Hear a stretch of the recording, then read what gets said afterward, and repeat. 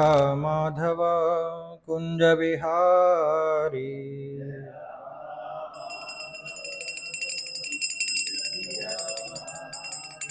जय राधा माधव कुंज विहारी।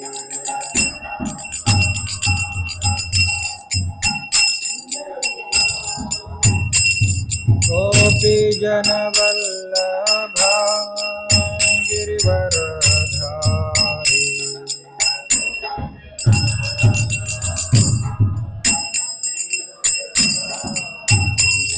गोपी जन वल्लभा गिरिवरधारी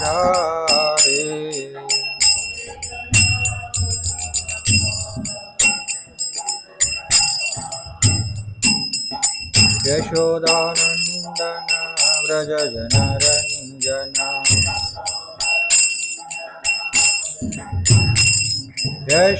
यशोदानंदन व्रज जनरंजन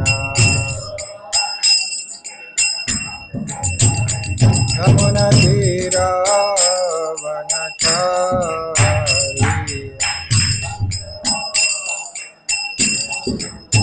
यमुना तीरावनचारी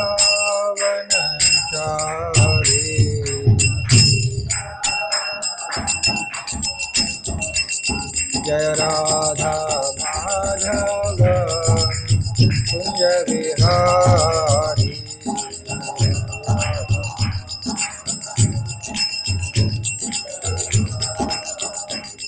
गोपी जन वल्लभा गिरिवरधारी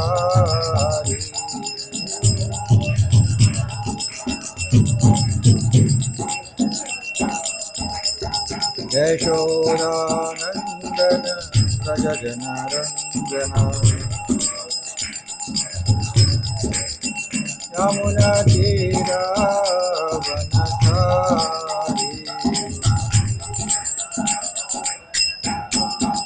जय राधा माधव कुंज विहारी।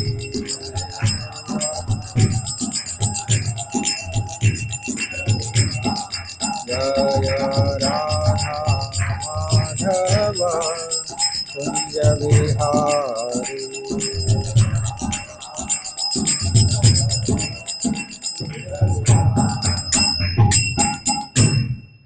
जय ओम विष्णुपाद परमहंस परिव्रजकाचार्य अष्टोत्तर शत श्री श्रीमद अभय शरणारविंद भक्ति वेदांत स्वामी श्रील प्रभुपाद की जय। श्री रामचंद्र भगवान की जय। श्री रामनवमी महोत्सव की जय। సో ఈరోజు నవమి కాదు కానీ మొన్నటి నవమి రోజు మనం కలుసుకోలేదు కాబట్టి ఈరోజు మనం శ్రీ రామచంద్రుని గురించి కొంచెం చర్చించుకుందాం.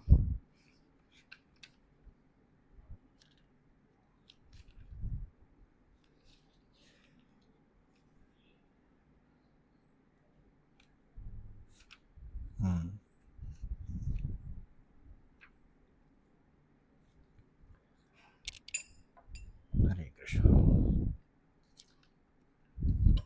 సో శ్రీరాముడు మరి శ్రీరాముడి దివ్య చరితం మన భారతదేశంలో ఈ రోజుల్లో చూసినట్లయితే ప్రపంచవ్యాప్తంగా అందరికీ తెలుసు కదా. శ్రీరాముడి చరితం తెలియని వాళ్ళు చాలా చాలా తక్కువ. పూర్తిగా తెలియని వాళ్ళు ఉండొచ్చు, కానీ కనీసం ఆ కథా విశేషాలు సంగ్రహంగానైనా తెలిసిన చాలామందికి తెలుసు. కానీ మరి దాని యొక్క ముఖ్య ఉద్దేశం ఏంటనేది మనకు చాలాసార్లు ప్రభువుల వారు చెప్తున్నారు. రాముడి యొక్క రాముడిని ఏమంటారు? మర్యాద పురుషోత్తముడు అంటారనమాట. సో అది ముఖ్యమైన విషయం. అంటే రాముడు ఈ భౌతిక ప్రపంచానికి, అంటే భగవంతుడు ఈ భౌతిక ప్రపంచానికి అనేక అవతారాల్లో వస్తుంటాడు కదా.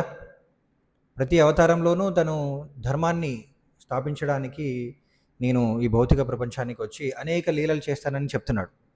కానీ ముఖ్యంగా రామలీలలో ఏంటంటే మర్యాద అంటే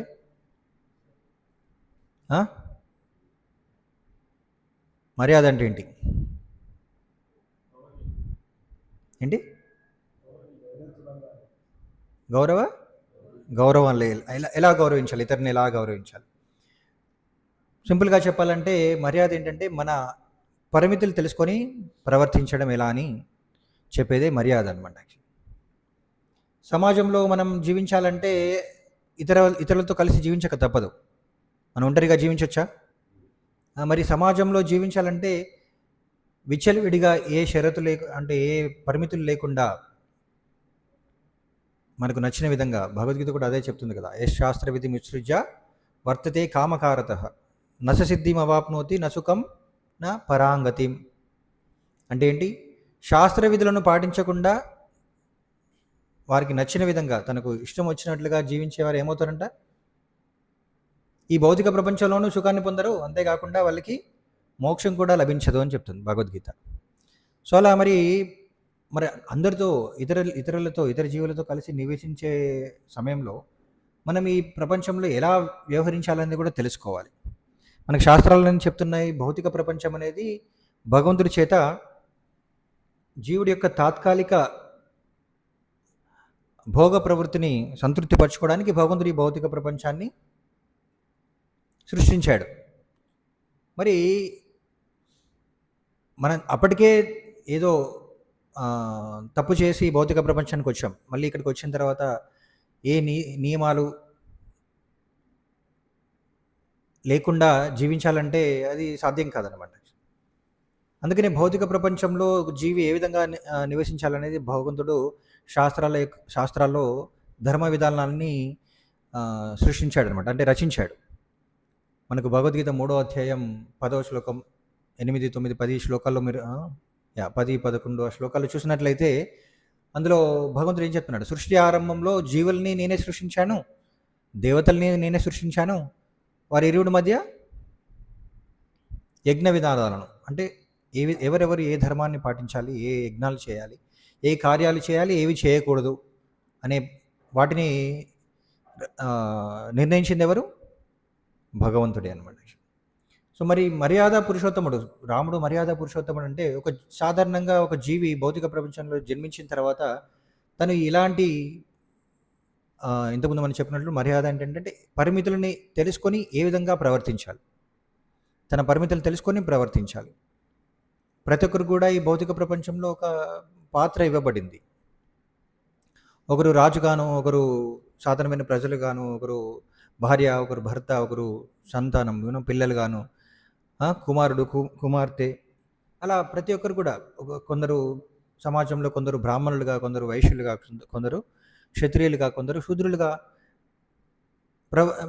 వాళ్ళ యొక్క స్థానాన్ని తెలుసుకొని ఆ విధంగా వాళ్ళ యొక్క ధర్మాన్ని నిర్వర్తించినప్పుడు ఈ జీవితం యొక్క పరమార్థం ఏంటనేది అర్థమవుతుందని చెప్తుంది శాస్త్రాలు, మనకు అదే చెప్తున్నాయి అన్నమాట.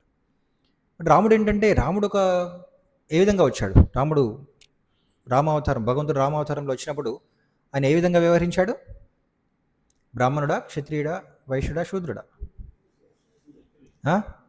ఒక క్షత్రియుడిగా తన ధర్మాన్ని ఎలా పాటించాలని చెప్పడానికి వచ్చాడు అనమాట. యాక్చువల్ మనకి భగవద్గీతలో కృష్ణుడు చెప్తున్నాడు కదా, యద్యత్ ఆచరతే శ్రేష్ఠ తత్తద్ ఏవేతరో జనః సయత్ ప్రమాణం కృతే లోకస్తదనువర్తతే. శ్రేష్ఠులు, ఉన్నత స్థానంలో ఉన్న వాళ్ళు ఏదైతే చేస్తారో వారిని చూసి సాధారణమైన ప్రజలు కూడా వాళ్ళని అనుసరిస్తారు. సో అందుకనే రాముడు ఏంటంటే రాముడు ఆదర్శవంతమైన ఒక రాజులాగా, ఒక క్షత్రియుడిలాగా అవతరించి ఆయన ఈ భూ ప్రపంచానికి వచ్చి ఒక రాజు తన ధర్మాన్ని ఎలా నిర్వర్తించాలని చూపించడానికి వచ్చాడు. అంతేకాకుండా ఏంటంటే తను తన లీలల్లో ఒక ఆదర్శవంతమైన కుమారుడిగా, ఆదర్శవంతమైన భర్తగా, ఆదర్శవంతమైన సోదరుడిగా, ఆదర్శవంతమైన సో ప్రతి పాత్రను కూడా ఆయన సంపూర్ణంగా పోషించాడు అనమాట. ఒక కుమారుడిగా, ఒక తండ్రిగా, భర్తగా, ఒక రాజుగా తన అంటే ఏంటి తనపైన ఆధారపడి ఉన్న వాళ్ళందరికీ ఒక ఆదర్శవంతమైన వ్యక్తిగా ఆయన ఎప్పుడు కూడా తన ఆచరణలో ఏమాత్రం కూడా తన మర్యాదను తప్పి కానీ, తన ధర్మాన్ని తప్పి కానీ, తన స్థాయికి ఏ కళంకం రాకుండా ఆయన జీవించి భవిష్యత్ తరాలకందరికీ కూడా ఆదర్శవంతంగా ఉండే విధంగా జీవించాడనమాట యాక్చువల్లీ. మరి భవిష్యత్ తరాలంటే మనకు రామాయణం ఎప్పుడు జరిగింది ఎవరైనా చెప్పగలరా? రామాయణం రామలీల ఎప్పుడు జరిగింది? ఏ యుగంలో జరిగింది? త్రేతాయుగం. మరి ఇదే యుగం? దీని ముందు యుగం? ద్వాపర యుగానికి ముందు యుగం. మరి రామాయణం ఎప్పుడు జరిగింది? ఆ యుగంలో జరగలేదంట. అంటే ఈ కలియుగానికి ముందు 2 యుగాల ముందు, త్రేతాయుగం కదా, అప్పుడు జరిగింది కాదంట. దాని ముందు యుగాల్లో జరిగిందంట. దాని ముందు చతుర్యుగాల్లో జరిగిందంట ఈ రామాయణం. మరి అప్పటి నుండి ఇప్పటి వరకు కూడా రామాయణాన్ని చర్చిస్తూనే ఉన్నాం. లక్షల సంవత్సరాల తర్వాత కూడా రామాయణాన్ని చర్చిస్తూనే ఉన్నామన్నమాట యాక్చువల్లీ. ఎందుకంటే రామాయణంలో అంటే ఈ రామలీలలో భగవంతుడు ప్రజలందరికీ కూడా, భవిష్యత్ తరాలందరికీ కూడా ఆదర్శవంతమైన ధర్మ సూత్రాలను, మర్యాద విలువలను ఆయన ప్రచారం చేయడానికి వచ్చాడనమాట యాక్చువల్లీ. ఆ విధంగా ఎప్పుడైతే రాముడి నుండి ఆ సూత్రాలను నేర్చుకొని జీవుడు అంటే మనిషి ఈ భౌతిక ప్రపంచంలో జీవిస్తాడో అప్పుడే జీవితం యొక్క సార్థకత పొంది ముక్తిని పొందే అవకాశం లభిస్తుంది. అందుకనే రామాయణం అన్ని ఏ గ్రంథాలు అంటే ఏ ధర్మ శాస్త్రాలు తెలిసినా తెలియకున్నా ఎన్నో ఉన్నాయి కదా, 4 వేదాలు, పురాణాలు, ఉపనిషత్తులు ఎన్నో ఉన్నాయి. అవన్నీ మనకు తెలియకపోవచ్చు, కానీ ప్రతి ఒక్కరూ తెలుసుకోవాల్సిన శాస్త్రం ఏంటి? రామాయణం, భగవద్గీత అంటారు అన్నమాట. ఇంకొకటి భాగవతం. మరి భాగవతంలో కూడా ఏంటంటే, భాగవతంలో కూడా భగవంతుని యొక్క లీలలే వర్ణించబడ్డాయి. సో అందులోనూ భగవంతుని యొక్క లీలలు వర్ణించబడ్డాయంటే భగవంతుని యొక్క గొప్పదనం తెలియజేయడానికి భగవంతుడు అనేక లీలలు చేస్తున్నాడు. భగవద్గీతలో చెప్తున్నాడు కదా, జన్మ కర్మచమే దివ్యం ఏవం యో వేత్తి తత్వతః. నా లీలల్ని తెలుసుకున్నప్పుడు భగవంతుని యొక్క గొప్పతనాన్ని మనం తెలుసుకోగలుగుతాం. భగవంతుని యొక్క గొప్పతనాన్ని తెలుసుకున్న తర్వాత మనం ఏంటో మనకు అర్థమవుతుంది. మరి మనం ఏం చేయాలి? భగవంతుడు గొప్పవాడే, ఓకే. మన జీవులందరికీ సృష్టికర్త భగవంతుడు అని తెలుసుకున్నాం, కానీ మన ధర్మం ఏంటి అని తెలుసుకోవాలంటే సో మన రామలీలల నుండి, రామకథల నుండి మనం తెలుసుకోవచ్చు అనమాట. యాక్చువల్లీ మన ధర్మం ఏంటి, మనం ఏ విధంగా ప్రవర్తించాలి అనేది రామకథల నుండి తెలుసుకోవచ్చు అనమాట. అందుకనే భాగవతం ఏం చెప్తుందంటే, భాగవతంలో రామలీల గురించి సంక్షిప్తంగా పరీక్షిత్ మహారాజుకి సుఖదేవ్ గోస్వామి వివరించాడనమాట, చాలా సంక్షిప్తంగా. అయితే అందులో రామాయణాన్ని, ఈ రామచరితను వినడం ద్వారా మనం పొందే లాభం ఏంటి అనేది ఈ శ్రీమద్ భాగవతం 9వ స్కందంలో 11వ అధ్యాయం శ్రీరామచంద్రుని ప్రపంచ పరిపాలనం అనే అధ్యాయంలో 23వ శ్లోకంలో సుఖదేవ్ గోస్వామి చెప్తున్నాడు. అదొకసారి చదువుతాను, వినండి. పురుషో రామచరితం శ్రవణైరుపధారయన్ ఆ నృశంస పరో రాజన్ కర్మబంధైర్ విముచ్యతే. చూడండి ఇక్కడ ఏమంటున్నాడు సుఖదేవ్ గోస్వామి, పరీక్షిత్ మహారాజా, శ్రీరామచంద్రుని లీలాచరితమును వినువాడు అంత్యమున మాత్సర్య రోగ విముక్తుడై భవబంధము నుండి విడువడును. చూడండి, అంటే ప్రతి పురాణాల్లో ప్రతి కథను చెప్పిన తర్వాత దాని ఏమంటారు, ఫలం ఏంటి, ఆ వృత్తాంతాన్ని వినడం ద్వారా మనం పొందే ఫలం ఏంటనేది వివరిస్తారు. సో మరి రామచరితను వినడం ద్వారా ఏమవుతుందంట? ఏమవుతుంది? భవబంధం నుండి విముక్తి అవుతారు. భవబంధం నుండి విముక్తి అవ్వాలంటే ముందు ఇంకోటి జరగాలి. ఏంటది? ఇప్పుడు చెప్పాం కదా, ఇప్పుడే చదువుకున్నాం. ఒక రోగం నుండి బయటపడాలంటే ఏంటా రోగం? ఇప్పుడు చదివిండి అండి. శ్రీరామచంద్రుని లీలాచరితమును వినువాడు అంత్యమున మాత్సర్య రోగ విముక్తుడై. సో మనకి హర్షడ్ వర్గాలు ఉన్నాయి. ఏంటవి? కామము, క్రోధము, లోభము, మోహము, మద, మాత్సర్యం. సో వీటన్నింటికి ఏంటంటే మాత్సర్యం మూలం అన్నమాట యాక్చువల్లీ. సో సో అంటే మూలం అంటే అది వీటన్నిటి యొక్క నేను వీటన్నిటిలో కల్లా ఉన్నతమైందనమాట. యాక్చువల్ ఉన్నతమైందంటే గొప్పదని కాదు. ఏమంటారు యూనో ఎలా చెప్పాలి? సో ఆ మాత్సర్యం నుండి ఎవరైతే బయటపడతాడో మిగతా హర్షడ్ వర్గాల నుండి బయటపడగలడన్నమాట. యాక్చువల్లీ మాత్సర్యం నుంచి ఎవరైతే బయటపడడానికి ప్రయత్నిస్తారో వాళ్ళు మిగతా వాటి నుండి కూడా బయటపడగలడన్నమాట. యాక్చువల్లీ అందుకనే ఇక్కడ చెప్పారు. సో అయితే ఒకసారి భాష్యం చదువుదాం. ప్రభువుల వారు ఈ శ్లోకానికి భాష్యం ఏం చెప్తున్నారో చూద్దాం. ఈ భౌతిక జగత్తునందు ప్రతి ఒక్కడు ఇంకొకని ఎడ అసూయ కలిగి ఉండును. చూడండి ఏమంటున్నారు, ప్రతి ఒక్కరు కూడా ఇంకొకరి పట్ల అసూయ కలిగి ఉంటారంట. ఉందా మరి మనకందరికి కూడా ఒకరి పట్ల ఒకరికి అసూయ ఉందా? ఉంది. సో చాలామంది అదేంటి నాకే అందరిపైన అసూయ ఏం లేదే అని చెప్పేసి మనకు అనిపిస్తుంది. కానీ ఎవరైతే భగవంతునికి భక్తులెవరో, భగవంతుని పట్ల విశ్వాసం ఉండదో వాళ్ళందరూ కూడా భగవంతుని పట్ల అసూయని కలిగి ఉన్నట్లేనమాట. యాక్చువల్లీ భగవంతుని పట్ల అసూయ కలిగి ఉన్నవాడు ప్రతి జీవుడి పట్ల అసూయ కలిగి ఉన్నట్లే. ఎందుకు? ప్రతి జీవుడి కూడా భగవంతునితో సంబంధం ఉంది.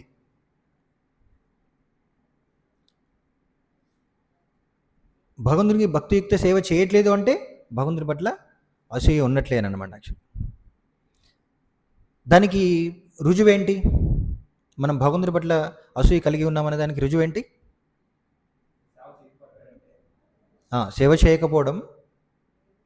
ఇంకా సులభంగా చెప్పాలంటే మనం అందరం ఇక్కడ ఉన్నాం కాబట్టి. ఈ భౌతిక ప్రపంచంలో ఉన్నామంటే దాని అర్థం ఏంటి? భగవంతుని పట్ల అసూయ కలిగి ఉన్నాం కాబట్టి భగవంతుడు ఈ భౌతిక ప్రపంచానికి మనల్ని పంపివేశాడు అనమాట. ఈ భౌతిక ప్రపంచంలో కూడా ఎవరైతే 24 గంటలు అహర్నిశలు భగవంతుని యొక్క సేవలో ఉంటారో వాళ్ళు మాత్రమే భగవంతుని పట్ల అసూయ లేకుండా ఉన్నట్లు అన్నమాట. సో అందుకని ఇక్కడ చెప్తున్నారు, ఏమంటున్నారు? ప్రతి ఒక్కడు ఇంకొకని ఎడ అసూయ కలిగి ఉన్నాడు. ఆధ్యాత్మిక రంగమున కూడా ఒక భక్తుడు ఆధ్యాత్మికంగా పురోగమించుచున్నచో ఇతర భక్తులకు అతని ఎడ అసూయ కలుగుట ఒక్కొక్కప్పుడు కానబడును. చూడండి, కొందరు మరి తన తప్పు తెలుసుకొని ఈ భౌతిక ప్రపంచంలో ఎక్కడ చూసినా సరే మోసము, కామము, క్రోధము, ఇవన్నీ ఈర్ష్య, ద్వేషాలు అన్నీ కూడా చూసి విసుగు చెంది కొందరు మాత్రమే ఆధ్యాత్మిక మార్గంలోకి వస్తారు. కానీ ఆధ్యాత్మిక మార్గానికి వచ్చిన తర్వాత కూడా అక్కడ కూడా ఏంటంటే అసూయను మాత్రం విడిచిపెట్టలేకపోతారు అనమాట. సో దీనికి ఉదాహరణ ఏంటంటే ప్రభుపాదుల వారు వాళ్ళ యొక్క గురువు ఆదర్శం మేరకు అమెరికాకు వెళ్ళి ప్రచారం చేయడానికి ప్రయత్నించారు. మరి అంత సులభమేం కాదు. హనుమంతుడు ఎలాగైతే లంకకు వెళ్ళి సీతను తీసుకురావడానికి ఎంత కష్టపడ్డాడో మరి అంతకంటే ఎక్కువగా కష్టపడ్డారు. అలాంటి హనుమంతుడు నిజానికి అంత ఎక్కువ కష్టపడలేదేమో. తన శక్తి తనలో ఉంది. ఆ సముద్రాన్ని దాటగలిగే శక్తి తనలో ఉంది. కానీ ఇతరులు గుర్తు చేసిన తర్వాత మరి దాటగలిగాడు కదా, అవలీలాగానే దాటగలిగాడు. కానీ ప్రభుపాదుల వారు ఈ సముద్రాన్ని దాటి గురువు ఆజ్ఞ మేరకు ప్రచారం చేయడానికి అమెరికాకు వెళ్ళడం అంత సులభంగా జరగలేదు. చాలా కష్టపడ్డారు అనమాట. సో ఒకరు అనొచ్చు, ప్రభుపాదుల వారు మరి ప్రభుపాదుల వారిలో కూడా శక్తి ఉన్నది కదా అని చెప్పేసి అనొచ్చు. మరి ఆయన ఏ వయసులో వెళ్ళారు అమెరికాకి? 60 ఏళ్ళ వయసులో అమెరికాకి వెళ్ళడం అంత సులభమేం కాదనమాట. యాక్చువల్లీ జటాయు కూడా సీతను రావణుడి భారం నుండి రక్షించడానికి ప్రయత్నించింది. ఆ జటాయు యొక్క వయసు చాలా వృద్ధాప్యంలో ఉంది జటాయు కదా, కానీ ఓడిపోయింది. ఆపగలిగిందా రావణుని? అలాంటి వృద్ధాప్యంలో మరి భగవంతుని యొక్క కార్యాన్ని నెరవేర్చడం సులభం కాదు. కానీ ప్రభుపాదుల వారు ఆ కార్యాన్ని కూడా నెరవేర్చడానికి పూర్తిగా భగవంతునికి శరణాగతి పొంది భగవంతునిపైన ఆధారపడి ఆయన గురువు యొక్క ఆదేశం మేరకే ఆయన ప్రయత్నించాడు అనమాట. సో కానీ భగవంతుడు ఆయనకి విజయాన్ని ఇచ్చాడు. మరి జటాయుకు ఇయ్యలేదంటే జటాయు యొక్క భక్తి అంత గొప్పది కాదని కాదు. భగవంతుడు అంటే ఆ ప్రయత్నం ద్వారానే ఆయన సంతృష్టి పొందాడు అనమాట. జటాయు యొక్క ప్రయత్నం ద్వారానే సంతృష్టి పొందాడు. ప్రభుపాదుల వారు కూడా అదే అనుకున్నారు అనమాట. మరి నేను వెళ్ళి ఖచ్చితంగా ఈ కార్యాన్ని నెరవేరుస్తానా లేదా అనేది ప్రభుపాదుల వారికి పూర్తి నమ్మకం లేదు. తన శక్తి పైన తనకు నమ్మకం లేదు. కానీ గురువు ఆజ్ఞ ఇచ్చాడు కాబట్టి ప్రయత్నిస్తాననుకున్నాడు అనమాట. సో జటాయులాగా నేను ఓడిపోవచ్చు, ఆ ప్రయత్నంలో ఓడిపోవచ్చు. కానీ ఆ ఓటమి భౌతికంగా ఓటమి అవ్వచ్చు, కానీ ఆధ్యాత్మికంగా అది గెలిపే. గురు యొక్క ఆజ్ఞని, భగవంతుని యొక్క సేవను నెరవేర్చడంలో మనం ప్రయత్నం చేస్తే కొన్ని సార్లు అది సంపూర్ణంగా జరిగినట్లు అవ్వకపోవచ్చు, కనిపించకపోవచ్చు బాహ్యంగా. కానీ ఆ ప్రయత్నమే విజయం అన్నమాట. ఇది చాలామంది అర్థం చేసుకోలేరు. చాలామంది ఏమంటారు, ఆ ప్రభుల వారు విజయాన్ని సాధించారు కాబట్టి అది మనకిప్పుడు కనబడుతుంది, మనం దాన్ని హర్షించగలుగుతున్నాం, మనం దాన్ని గొప్పగా చెప్పుకోగలుగుతున్నాం. కానీ చాలామంది జటాయులాగా ప్రయత్నించి బాహ్యంగా అది విజయాన్ని వాళ్ళు చేసే కార్యక్రమంలో, వాళ్ళు చేసే సేవలో విజయాన్ని సాధించినట్లు కనిపించకపోవచ్చు. అలాంటి వాళ్ళు కూడా గొప్ప వాళ్ళు ఎందరో మంది ఉన్నారు. కానీ వాళ్ళు కూడా విజయం సాధించినట్లే. మనం మొన్న చెప్పుకున్నాం కదా, ఎంతోమంది బ్రాహ్మణులు అంటే అఫ్కోర్స్ వాళ్ళు విజయాన్ని సాధించారు. భగవంతుని రక్షించడానికి శ్రీరంగంలో ఎంతోమంది ప్రాణాన్ని త్యాగం చేశారనమాట. సో వాళ్ళు ప్రాణం త్యాగం చేశారంటే వాళ్ళు ఓడిపోయారు కదా అని చాలామంది అనుకుంటారనమాట. కానీ అఫ్కోర్స్ చివరికి విగ్రహాన్ని రక్షించారు వాళ్ళు, రంగనాథుని విగ్రహాన్ని రక్షించారు. కానీ ఏంటంటే వాళ్ళు శరీరం విడిచిపెట్టారు కదా, మరణించారు కదా అని చెప్పేసి చాలామంది అనుకోవచ్చు. కానీ అది భౌతికంగా మరణం అవ్వచ్చు, కానీ వాళ్ళు విజయాన్ని సాధించారనమాట. వాళ్ళు ఖచ్చితంగా భగవద్ధామానికి వెళ్ళారు. అది విజయమే కదా, ఆధ్యాత్మిక విజయమే కదా, అవునా కదా? సో అలా భగవంతుని యొక్క కార్యంలో మరి ప్రభుల వారు కూడా కష్టపడి అమెరికాకి వెళ్ళారు. మరి గొప్పగా ప్రచారం చేసేసి ఎంతోమందిని భక్తులుగా మార్చారు. కానీ అది చూసి కూడా ఎంతోమంది ఈర్ష్యపడ్డారు తెలుసా? వాళ్ళ యొక్క గురువు యొక్క ఇతర శిష్యులు ప్రభుల వారిని చూసి ఈర్ష్యపడ్డారనమాట. ఏంటి ప్రభుల వారు ఇలా తప్పు చేశారు, అలా తప్పు చేశారు, నియమాలు సరిగా పాటించలేదు, అర్హత లేని వాళ్ళకు బ్రాహ్మణ దీక్షను ఇచ్చారు, పాశ్చాత్య దేశంలో వాళ్ళు అసలు మ్లేచ్చులకి భగవంతుని యొక్క నామాన్ని ఇలా ఆయన చేసిన కార్యాల్లో తప్పులు వెతకడానికి ప్రయత్నించారనమాట. ఎందుకు? ఈర్ష్య అన్నమాట. మేము చేయలేము, మాతో పాటు మొన్నటి వరకు మాకంటే చిన్నవాడు, అభయచరణ్గా తిరిగినవాడు, మా పక్కనే తిరిగినవాడు, ఈయన ఎలా ఇంత గొప్ప కార్యాన్ని సాధించగలడు, మాకంటే గొప్పవాడు అయిపోయాడనే ఈర్ష్య చాలామందిలో ఉందన్నమాట. యాక్చువల్లీ అందుకని ఇక్కడ రాస్తున్నారు, ప్రభుల వారు తన అనుభవాన్ని రాస్తున్నారన్నమాట భాష్యంలో. ఆధ్యాత్మిక రంగమున కూడా ఒక భక్తుడు ఆధ్యాత్మికంగా పురోగమించుచున్నచో ఇతర భక్తులకు అతని ఎడ అసూయ కలుగుట ఒక్కొక్కప్పుడు మనం చూడవచ్చు. అట్టి మాత్సర్యయుత భక్తులు జన్మ మృత్యు బంధము నుండి పూర్తిగా బయటపడిన వారు కారు. అలాంటి వాళ్ళు ఎప్పుడు కూడా జన్మ మృత్యు బంధం నుండి బయటపడరంట. జన్మ మృత్యు కారణము నుండి పూర్తిగా విడివడనంత వరకు ఎవ్వరునూ సనాతన ధామమునందు లేదా శ్రీకృష్ణుని నిత్యలీలలి అందు ప్రవేశింపజాలరు. అంతే కదా. ఇంకో విధంగా చెప్పాలంటే, అంటే జన్మ మృత్యు చక్రం నుండి బయటపడడం అంటేనే ఆధ్యాత్మిక ప్రపంచానికి వెళ్ళడం. ఆధ్యాత్మిక ప్రపంచానికి వెళ్ళలేరు ఈ సంసార చక్రాన్ని ఛేదించకుండా. ఇంకొక విధంగా చెప్పాలంటే, అంటే మాత్సర్యం నుండి బయటపడకుండా భగవద్ధామానికి చేరుకోవడం సాధ్యం కాదు. కానీ దేహముతో ఎటువంటి సంబంధము లేనందున ముక్తుడగు భక్తుడు పూర్తిగా దివ్య పదమునందే నెలకొని ఉండును. అతడు ఎవ్వరిని చివరకు శత్రువునైనను ద్వేషింపడు. భగవంతుడే పరమ రక్షకుడని ఎరిగి ఉన్న కారణమున అతడు ఈ నామమాత్రముకు శత్రువు నాకెట్టి అపకారము చేయగలడు అని తలంచును. ఏంటంటే ఒక భక్తుడు ఏమనుకుంటాడంటే, భగవంతుడే అందరినీ రక్షిస్తున్నాడు, భగవంతుడికి తెలియకుండా ఏ కార్యం జరగదు, కాబట్టి ఒకరు నాకు బాధ కలిగించారంటే భగవంతుడికి అనుమతి ఉన్నట్లే, కాబట్టి నేను ఆ వ్యక్తిని ద్వేషించిన అవసరం లేదు. భగవంతుని అనుమతి ఉందంటే ఏంటి? నా కర్మ ప్రకారమే నేను అనుభవిస్తున్నాను అని దాని అర్థం అన్నమాట. యాక్చువల్లీ ఈ నామమాత్రపు శత్రువు నాకెట్టి అపకారం చేయగలడు అని అనుకుంటాడంట. నామమాత్రపు శత్రువు అంటే వాళ్ళు మన పట్ల శత్రుత్వాన్ని కలిగి ఉండరు, కానీ అలా చేసినట్లు అనిపిస్తుంది అనమాట. యాక్చువల్లీ ఏ యథామాం ప్రపద్యంతే తాం తథైవ భజామ్యహం, ఎవరు ఏ విధంగా నన్ను శరణు వేడుదురో వారిని ఆ విధంగా నేను అనుగ్రహింతును అని శ్రీకృష్ణ భగవానుడు పలికెను. కనుక భక్తుడు పూర్తిగా అసూయారహితుడై ఉండవలడు. ముఖ్యంగా అతడు ఇతర భక్తులేడ అసూయ చూపరాదు. ఇతర భక్తులేడ ఈర్ష్యాద్వేషములు గొప్ప అపరాధమగును, అదియే వైష్ణవాపరాధము. నిరంతరం శ్రవణ కీర్తనములో నెలకొన్నటి భక్తుడు నిక్కముగా అసూయ రోగము నుండి ముక్తుడై భగవద్ధామమునకు వెడల అర్హుడగును. సో భగవద్ధామానికి వెళ్ళాలంటే అసూయను విడిచిపెట్టాలంట. మరి సాధారణంగా మనకి బాధ కలిగించిన వాళ్ళ పట్ల అసూయ లేకుండా మనం ఎలా ఉండగలం చెప్పండి? మనకు ఎవరో అపరాధం చేశారని మనకు బాధ కలిగించిన వాళ్ళ పట్ల మనం కోపం లేకుండా ఎలా ఉండగలమా? సాధ్యమా? చాలా కష్టం.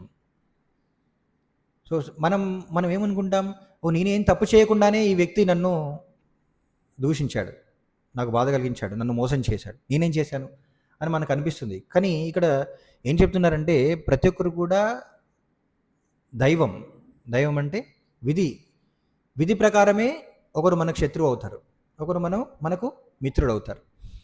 ఎలా అవుతారంటే ఒక వ్యక్తి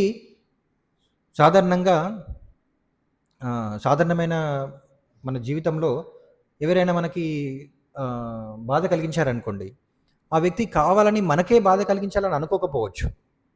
కానీ మనం ఒకరు చేసే తప్పుకి మనం బలై ఉండొచ్చు. ఎవరో చేసిన తప్పుకి, అంటే వాళ్ళు మనకే బాధ కలిగించాలని అనుకోకపోయినా సరే మనం ఆ తప్పు వల్ల బాధపడి ఉండొచ్చు. అప్పుడు మనం ఏమనుకుంటాం, ఆ వ్యక్తిని మనం శత్రువుగా చూస్తామన్నమాట. ఆ వ్యక్తిని మనం మత్సరత, ద్వేషాన్ని కలిగి ఉంటాం, ద్వేషాన్ని పెంచుకుంటాం. ఈ వ్యక్తి వల్లనే నాకు ఇలా జరిగిందని చెప్పేసి. కానీ ధర్మసూత్రాలు ఎరిగిన వాళ్ళు ఎప్పుడు కూడా అలా అనుకోరన్నమాట. మనకు దుఃఖం ఎందుకు కలుగుతుంది? మన యొక్క పూర్వం చేసిన కర్మ వలన. ఒకసారి ఇంతకుముందు మనం చర్చించుకున్నాం. సో చూడండి, ఏంటి అది మనకి ఇప్పుడు కర్మ సిద్ధాంతం ప్రకారం ఏంటంటే ప్రతి ఒక్కరు కూడా వాళ్ళు పూర్వం చేసిన కర్మ వలనే ఈ జన్మలో సుఖం కానీ దుఃఖం కానీ అనుభవిస్తూ ఉంటారు. ఉదాహరణకు మనం రోడ్డు పైన వెళ్తున్నాం అనుకోండి, యాక్సిడెంట్ జరిగింది. ఎవరో ఒక వ్యక్తి వచ్చేసి మన వాహనాన్ని గుద్దాడు. వెంటనే మనకి ఏమనిపిస్తుంది? కోపం వస్తుంది. ఆ వ్యక్తిని ఒక శత్రువుగా చూస్తాం. నీ వల్లనే నాకు ఇలా జరిగింది కాబట్టి నువ్వు నా శత్రువు అని చెప్పేసి వాళ్ళపైన వెంటనే కోపాన్ని పెంచుకుంటాం, వాళ్ళని దూషిస్తుంటాం, వాళ్ళని నిందిస్తుంటాం. అవసరమైతే ఈ రోజులు ఏంటి, అసలు ఎవరు కూడా ఇంద్రియ నిగ్రహణ లేదన్నమాట. యాక్చువల్లీ ఇంతకుముందు కనీసం మాటలతో ఆగేవారు. ఇప్పుడు ఈ రోజులు ఏంటి, చేతులకు తీసుకుంటున్నారు. నిన్ననే వార్తలు చూశాను అనమాట. ఒక స్త్రీ రోడ్డు పైన ఏదో ఇంకొక వ్యక్తి తన పక్క నుండి వేగంగా వెళ్ళాడని చెప్పేసి వెంటనే కోపంతో వాహనాన్ని ఆపేసి మొత్తం ఒక రాడ్తో ఆ వాహనాన్ని మొత్తం పగలగొట్టిందంట. సో ఈ రోజుల్లో ప్రజలకి ఇంద్రియ నిగ్రహం లేదన్నమాట. యాక్చువల్లీ కోపాన్ని నియంత్రించుకోలేకపోతున్నారు. సో అలా ఒక్కొక్కసారి మనం చూస్తుంటాం, కొట్టుకుంటుంటారు కూడా, రోడ్డుపైనే గొడవ పడుతుంటారు. సో అలా చేస్తుంటారు. కానీ నిజానికి ఏంటంటే కర్మ సిద్ధాంతం ప్రకారం మనం దాన్ని అర్థం చేసుకోవాల్సిందంటే ఆ వ్యక్తి తప్పు చేసి ఉండొచ్చు, నిర్లక్ష్యంగా వాహనాన్ని నడిపి ఉండొచ్చు. నిర్లక్ష్యంగా వాహనాన్ని నడపడం అనేది ఆయన చేసిన తప్పే. కానీ ఈ పలానా వ్యక్తినే నేను వెళ్ళి ఈరోజు నా వాహనంతో వెళ్ళి గుద్దుతాను అని చెప్పేసి ఆయన అనుకుంటారా? సాధారణంగా ఎవరైనా అంటే కొన్నిసార్లు మన సినిమాలో చూస్తుంటాం, కావాలనే ఒక వ్యక్తిని చంపడానికి గుండాలను పెడతారు కదా, వెళ్ళి చంపేయమని చెప్పేసి. అలా ఎప్పుడు ఒకసారి జరుగుతుంది. సాధారణంగా జరిగే యాక్సిడెంట్లు మనం అర్థం చేసుకోవడానికి ఏంటి కర్మ సిద్ధాంతం ఎలా పనిచేస్తుందని అర్థం చేసుకోవడానికి మనకి ఈ ఉదాహరణ చూద్దాం. అక్కడ ఉన్న తత్వం మాత్రమే అర్థం చేసుకోండి, అలానే జరుగుతుందని కాదు కదా. ఒక సాధారణమైన వ్యక్తి అలా అనుకుంటాడా? పొద్దున్నే లేసేసి నేను పలానా వ్యక్తిని ఈరోజు ఆయన వాహనాన్ని నేను గుద్దేస్తానని అనుకుంటాడా? కానీ అని నిర్లక్ష్యంగా నడపొచ్చు, ఏ బాధ్యత లేకుండా రోడ్డు పైనకి వచ్చేసి నిర్లక్ష్యంగా నడపొచ్చు. ఆయన నిర్లక్ష్యానికి మనం బాధ్యులై ఉండొచ్చు, మనం దానికి ప్రతిఫలాన్ని అనుభవించి ఉండొచ్చు. కానీ ఆ వ్యక్తి మనన్నే ఇలా లక్ష్యంగా చేసుకొని వచ్చి ఉండకపోవచ్చు కదా. కానీ మనకు మాత్రం వెంటనే వాళ్ళపైన కోపం వస్తుంది, అవునా కదా. ఆయన యొక్క కర్మ ప్రకారం, ఆయన నిర్లక్ష్యం ప్రకారం ఆ రోజు ఆయన ఎవరినొకరిని గుద్దాలి, ఆయనకు కూడా యాక్సిడెంట్ జరగాలి. అదే కర్మ సిద్ధాంతం ఏం చెప్తుందంటే, విధి ఎలా ఏర్పాటు చేస్తుందంటే, ఇంకొక వ్యక్తి ఇంతకుముందు తాను నిర్లక్ష్యంగా నడిపినందుకు ఆయన నిర్లక్ష్యం నడపడం ద్వారా ఇతరులకు ఏదైతే హాని కలిగించాడో అది ఈయనకు జరగాలి. అదే కర్మ ఈయన అనుభవించాలి. అలాంటి సమయంలో ఏం జరుగుతుంది? ఈయన రోడ్డు పైన వెళ్తుంటే ఎవరైతే నిర్లక్ష్యంగా నడుపుతుంటారో వాళ్ళు వచ్చేసి ఈయనను గుద్దేస్తారనమాట.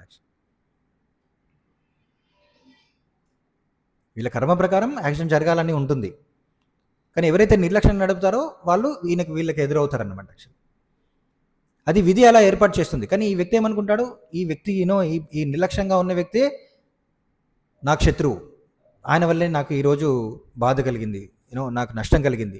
కాబట్టి ఈ వ్యక్తిని నేను నేను నేను ద్వేషిస్తాను. ఈ వ్యక్తే నాకు శత్రువు అని ఆ వ్యక్తి పట్ల ద్వేషాన్ని పెంచుకోవచ్చు, ఈర్ష్యను పెంచుకుంటారనమాట. యాక్చువల్లీ కోపానికి గురవుతారు. సో కానీ నిజానికి విధి ఏం చెప్తుందంటే, అది మనకి అలానే ఒక వ్యక్తి మనకు స్నేహితుడు కూడా కావచ్చు. అదే ఎలా జరుగుతుంది? అది కూడా విధి ప్రకారమే జరుగుతుందన్నమాట. యాక్చువల్లీ మనమేం అనుకుంటామా, పలానా వ్యక్తిని మనకు చాలా సన్నిహితమైన స్నేహితుడిగా అవ్వాలని చెప్పేసి మనం పుట్టగానే అనుకోం. కానీ కొందరు మనకు దగ్గర అవుతుంటారు, కొందరు దూరం అవుతుంటారు. సో ఇదంతా ఏంటంటే రాగద్వేషాల వలన అన్నమాట. యాక్చువల్లీ మనకు మంచి జరిగితే అది మనకు మంచిదని, అంటే ఏదైనా మనకు మంచి జరిగిందనుకోండి, మనకు మంచి అనుభూతినిచ్చేది ఏదైనా జరిగితే దాన్ని మనం ప్రేమిస్తాం. చెడు అనుభవం ఏదైనా ఉంటే దాన్ని ద్వేషిస్తాం అన్నమాట. కానీ నిజానికి అది మంచిగా చెడు అనేది అది మంచి కాదు, చెడు కాదు. అది భౌతిక ప్రపంచంలో ఏంటంటే అనుభవాన్ని బట్టి మనిషి ఒకదాన్ని ప్రేమించడం, ఒకదాన్ని ద్వేషించడం మొదలు పెడతారన్నమాట. ఒక వ్యక్తిని ప్రేమించడం, ఒక వ్యక్తిని ద్వేషించడం చేస్తాడనమాట. యాక్చువల్లీ కానీ నిజానికి తత్వం తెలిసిన వాళ్ళు మాత్రమే ఈ సృష్టిలో ఏం జరుగుతుందని తెలుసుకోగలుగుతారు. సో అందుకని మనకు రామాయణం ద్వారా కూడా భగవంతుడు అదే చూపిస్తున్నాడు అనమాట. యాక్చువల్లీ రాముడు చూడండి, ప్రతి సందర్భంలోనూ ఆయన విధిని అంగీకరించాలని మనకు చూపిస్తున్నాడు అనమాట. విధిని అంగీకరించాల్సిందే. ఎప్పుడైతే తన తండ్రి వార్తను పంపాడో, నువ్వు పట్టాభిషేకం జరగాలి నీకు రేపు, నువ్వే రాజావాలని వార్తను పంపాడో, ఆయన పెద్ద సెలబ్రేషన్ చేసుకోలేదనమాట. నేను రాజు అయిపోతున్నాను అని చెప్పేసి అందరినీ పిలిచేసి, ఇక మనం ఏం చేస్తుంటాం, మనకి ఏదైనా మంచి జరగగానే అందరినీ, స్నేహితులందరినీ, బంధువులందరినీ పిలిచి ఒక పార్టీ చేసుకుంటాం అనమాట. రాముడు అలాంటిది ఏం చేసుకోలేదు. అందరినీ పిలిచేసి నేను రాజుని అయిపోతున్నాను, నేను గొప్పవాడిని అయిపోతున్నాను అని చెప్పేసి ఎప్పుడు అనుకోలేదనమాట. యాక్చువల్లీ ఎలాగైతే అంతకుముందు తన తండ్రి తనకు బాధ్యతలు అప్పగించాడు, అంతకుముందు రకరకాల బాధ్యతలు అప్పగించాడు. ఒకసారి విశ్వామిత్రుడు పిలిచి రాక్షసుని సంహరించడానికి రాముని పంపమంటే అఫ్కోర్స్ అప్పుడు మొదటగా దశరథుడికి ఇష్టం లేదు, కానీ తర్వాత పంపించాడు కదా. పుత్ర రామా, నువ్వు వెళ్ళి ఇలా విశ్వామిత్రుడితో వెళ్ళి రాక్షసుని చంపాలంటే సరేనని వెళ్ళిపోయాడు అనమాట. యాక్చువల్లీ ఆ రోజు అది బాధ్యతగా ఎలాగైతే స్వీకరించాడో, ఈ రాజ్యాన్ని పరిపాలించడం కూడా తన బాధ్యతగా తండ్రి యొక్క ఆదేశంగా స్వీకరించాడు అంతే. అంతేకాని నేను గొప్పవాడు అయిపోతున్నానని చెప్పేసి ఆయన అనుకోలేదన్నమాట. మరి అదే రాముడు తర్వాత రోజు వచ్చేసి, నువ్వు రాజ్యాన్ని విడిచిపెట్టేసి అడవులకు వెళ్ళాలి, వనవాసం చేయాలి, అందరిని విడిచిపెట్టి వెళ్ళిపోవాలంటే ఏం చేశాడు? ముందు రోజు ఎలాగైతే బాధ్యతగా తన యొక్క ఆజ్ఞను స్వీకరించాడో, తర్వాత రోజు కూడా తన బాధ్యత అనుకున్నాడు అన్నమాట. యాక్చువల్లీ ఏమాత్రం కూడా బాధపడలేదు. అంటే బాధ ఉంది, తండ్రిని బంధువులందరినీ విడిచిపెట్టి వెళ్ళాల్సినందుకు బాధ ఉంది. కానీ కేవలం అంటే సాధారణంగా మన ఈ రోజుల్లో ఎవరైనా అలా చేశారనుకోండి, మనం ఏం చేస్తాం చెప్పండి? రాముడి పరిస్థితిలో మనం ఉన్నట్లయితే ఏం చేస్తాం? నువ్వు ముసలోడు అయిపోయావు, భార్య చెప్పిందని చెప్పేసి భార్య చేతిలో నువ్వు పనిచేస్తూ తనకిచ్చిన మాట కోసం ఇలా చేస్తావా? నేనెందుకు వెళ్ళాలి అడవులకి అని చెప్పేసి అంటారు. అవునా కదా? అంత అవసరమే లేదు. అసలు తల్లిదండ్రులనే చంపేసి ఆస్తులు లాక్కుంటున్నారు ఈ రోజుల్లో. అంత దారుణంగా దిగజారిపోయాం. మరి ఇలాంటి పరిస్థితిలో ఉన్న వాళ్ళకి అసలు రాముడి నుండి నేర్చుకోవాలంటే ఏం నేర్చుకుంటారు? రామాయణం మనకి ఎప్పటి నుండో రామనవమి జరుగుతుంది. ప్రతి సంవత్సరం కూడా రామనవమి జరుగుతుంది. అందరూ కూడా జై శ్రీరామ్ అంటున్నాం, అందరూ కూడా పానకం తాగుతున్నాం. అవునా కదా? రామనవమి అంటే ప్రతి మందిరానికి వెళ్తే పానకం ఉండాలి. మరి ఏంటి రాముడి నుండి ఏం నేర్చుకుంటున్నాం? నిజంగా సమాజం మారుతుందంటారా? ఏం మారట్లేదు, ఇంకా దిగజారిపోతుంది. ఎందుకు అలా జరుగుతుంది? మరి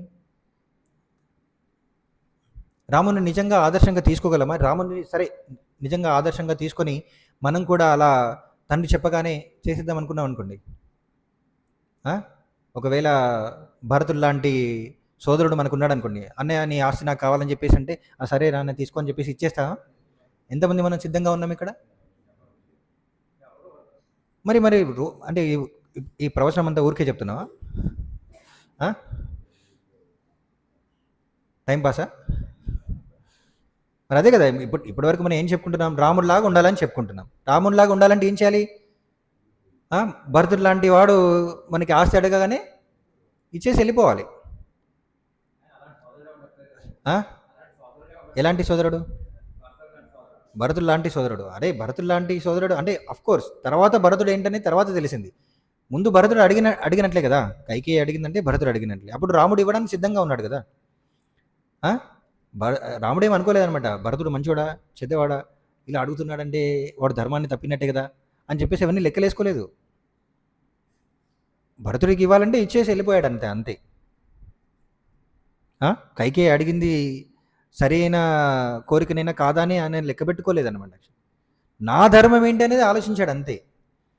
ఈ సందర్భంలో కైకేయి తప్పు చేసిందా, తను ధర్మబద్ధమైన కోరికని కోరుకుందా అని రాముడు ఇప్పుడు ఒక్క క్షణం కూడా ఆలోచించలేదు. ఈ పరిస్థితి నాకు ఎదురైనప్పుడు నా ధర్మం ఏంటి అని మాత్రమే ఆలోచించాడు అనమాట. భరతుడు లాంటి సోదరులు మనకు ఉండకపోవచ్చు. మరి అలాంటి సందర్భంలో మన ధర్మం ఏంటి? భరతుడు లాంటి సోదరులు లేకుండా మనకి మరి స్వార్థపూరితమైన సోదరులు ఉంటే మన ధర్మం ఏంటి? మరి మనం ఏం చేయాలి అలాంటి సందర్భంలో? వెంటనే వాళ్ళని ద్వేషించేసి వాళ్ళ ఆస్తిని కూడా మనం లాక్కోవాలా?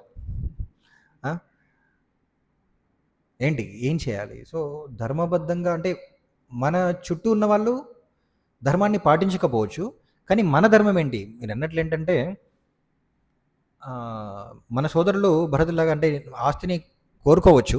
మనం అప్పుడు ఏం చేయాలంటే ధర్మబద్ధంగా మనం మన కర్తవ్యం ఏంటి అని దాన్ని మాత్రం చేసుకుంటూ వెళ్ళాలన్నమాట. వాళ్ళు మోసం చేస్తున్నారు కదా అని చెప్పేసి మనం వాళ్ళను మోసం చేసేసి వాళ్ళ నుండి ఏదో లాభం పొందడానికి ప్రయత్నించకూడదు. చాలామంది అనుకుంటారు కదా, ఈ ప్రపంచంలో ప్రస్తుతం ఉన్న సమాజంలో అందరూ కూడా మోసపూరితమైన వాళ్ళే, కాబట్టి మనం కూడా మోసం చేయాలి, లేకపోతే బ్రతకడం కష్టం. ఈ రోజుల్లో చాలామంది అలానే అనుకుంటున్నారు అనమాట. కానీ అలా కాదు. అలా చేస్తే ఏమవుతుంది? వాళ్ళు నరకానికి వెళ్తారు, మనం కూడా నరకానికి వెళ్తాం. కానీ మనకు కష్టం వచ్చినా నష్టం వచ్చినా సరే మన ధర్మం మనం పాటిస్తూ ఉండాలన్నమాట. యాక్చువల్లీ అంటే ప్రస్తుతం ఉన్న పరిస్థితులకు అనుగుణంగా మన ధర్మం పాటించాలి. అంటే వెంటనే మన సోదరులు ఆస్తి రాసి ఇవ్వమంటే మనం ఇవ్వాల్సిన అవసరం లేకపోవచ్చు, ఇవ్వాల్సిన అవసరం లేదు కూడా. కానీ ధర్మబద్ధంగా వాళ్ళకి ఎంత ఇవ్వాలి, మనం ఎంత తీసుకోవాలి, మనం వాళ్ళను సరిదిద్దాల్సిన బాధ్యత కూడా మనకు ఉండొచ్చు. మన సోదరుల్ని, మన కుటుంబ సభ్యులని, మన స్నేహితుల్ని ధర్మబద్ధంగా ఉంచవలసిన బాధ్యత కూడా మనపైన ఉంటుంది. వాళ్ళకు ధర్మం బోధించాల్సిన బాధ్యత కూడా మనపైన ఉంటుంది. సో మనం ఆ బాధ్యత నిర్వహించాలన్నమాట. సో మరి రాముడు అలా ఆదర్శంగా ఉన్నాడు కదా అని చెప్పేసి అంటే ఎందుకు అలా రామాయణంలో ప్రతి పాత్రను మనం చూసినా సరే సీత కూడా ఒక ఆదర్శవంతమైన భార్యగా, రాముడు ఆదర్శవంతమైన కుమారుడిగా, అలా ప్రతి ఒక్కరు దశరథుడు కూడా ఆదర్శవంతమైన రాజుగానే వ్యవహరించాడు. దశరథుడు అంటే అర్థం ఏంటో తెలుసా ఎవరికైనా?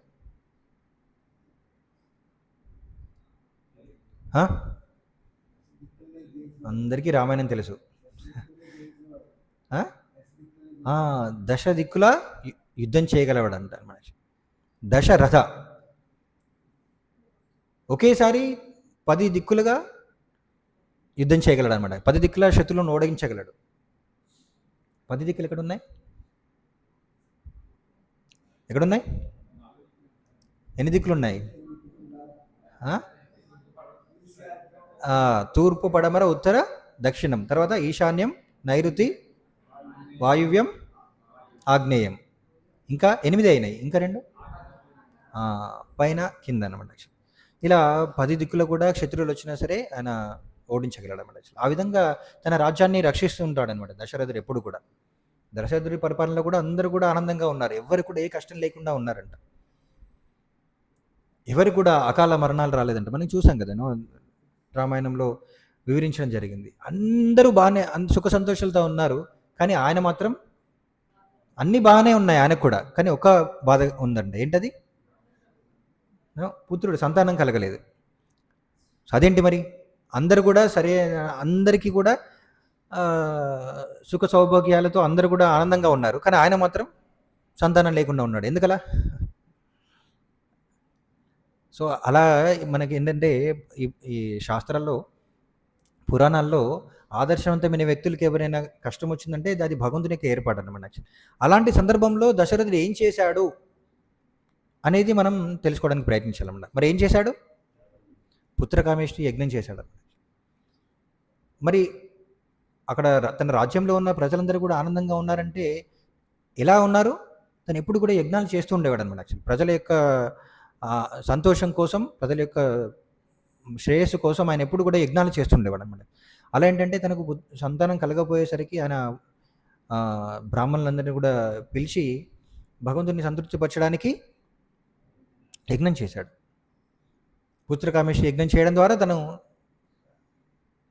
స్వయంగా భగవంతుణ్ణి కుమారుడిగా పొందాడనమాట. ప్రతి ఒక్కరు కూడా ధర్మభద్రంగా జీవించే పుత్రుణ్ణి సంతానంగా పొందడానికి ప్రయత్నించాలన్నమాట. ఇలా రామాయణంలో ప్రతి పాత్ర కూడా మనకి ఆదర్శవంతంగా ఎలా జీవించాలని చెప్తుందనమాట. యాక్చువల్లీ రామాయణంలో మనం రాముడి నుండి నేర్చుకోవచ్చు, దశరథుడి నుండి కూడా ఎలా జీవించాలని నేర్చుకోవచ్చు. సీత నుండి, లక్ష్మణుడు, భరతుడు, అంతే కదా. లక్ష్మణుడు కూడా ఎప్పుడు కూడా సోదరుని విడిచిపెట్టి ఉండలేదన్నమాట. యాక్చువల్లీ కష్టాల్లో కూడా చివరికి సీతను తీసుకురావడానికి వెళ్ళడానికి యుద్ధం చేయాల్సి వచ్చినా సరే యుద్ధంలో కూడా రాముడితో కలిసే ఉన్నాడు అనమాట. యాక్చువల్లీ ప్రాణాలు అర్పించడానికి కూడా సిద్ధపడ్డాడు. అలా లక్ష్మణుడి పాత్ర నుండి కూడా మనం ఆదర్శాన్ని తీసుకోవచ్చు అనమాట. అంతేకాకుండా భరతుడు చూసినట్లయితే భరతుడికి అవకాశం లభించింది. మనం రాముడు పిలిచినా సరే రాముడు రాలేదు కాబట్టి ఆయన తిరిగి వెళ్ళేసి రాజ్యాన్ని పరిపాలించవచ్చు. కానీ ఎప్పుడు కూడా ఆయన లేదు రాముడికి చెందినది నేను ఎప్పుడు కూడా స్వీకరించాను అనుకున్నాడు అనమాట. రాముడికి లేని భోగం నాకెందుకు అని అనుకున్నాడు. అందుకనే రాముడు తను తిరిగి రాజ్యానికి రావడానికి ఇష్టపడకపోయినా సరే, అయోధ్యకి రావడానికి ఇష్టపడకపోయినా, భరతున్నే పరిపాలించమని చెప్పినా సరే ఆయన తిరిగి వెళ్ళేసి అయోధ్యలోకి వెళ్ళలేదన్నమాట. అయోధ్య బయట ఎక్కడున్నాడు?